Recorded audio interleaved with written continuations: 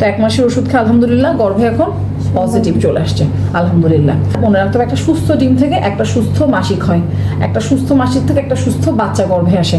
যার এই মাসে 2, 3 বা 4 বার মাসিক হয় তার কিন্তু গর্ভে সন্তান আসাটা যথেষ্ট কঠিন। যখন আসছিল তোমার সমস্যা কি কি ছিল? হরমোন, ডায়াবেটিস, তারপরে মানে অনিয়মিত মাসিক। অনিয়মিত মাসিক একটু আগে বলতেছিল কি হতো, মাসে 3-4 বারের উপরে হতো। 3-4 বার। আজকে ভালো হয়েছে, কালকে দিন গেলে পরশু আবার হয়ে যেতাম, এরকম আছে। মাসিক হলে পেটে ব্যথা করতো অতিরিক্ত, সাবও ভাঙতো। জি। আচ্ছা, আমরা তোমাকে প্রথমে ডিম ফুটার ওষুধ দিই নাই, না। মাসিক রেগুলার করার ওষুধ দিছি, জি। তারপর আর কিসে দিছি?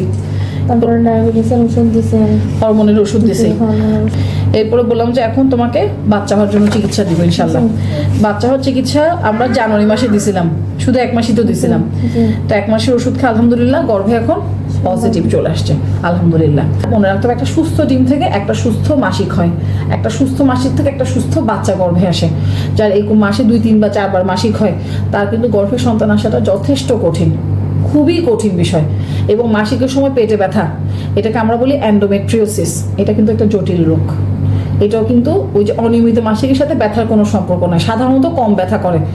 ওর ব্যথা হচ্ছে অন্য একটা কারণে, অন্য রোগের কারণে। হ্যাঁ, ওটা ব্যথা ছিল। হ্যাঁ একবার, হ্যাঁ যাই হোক, আমরা ওগুলো পরীক্ষা নিরীক্ষাগুলো করছিলাম। আমরা এখন তোমাকে কিছু নতুন ওষুধপত্র দিব।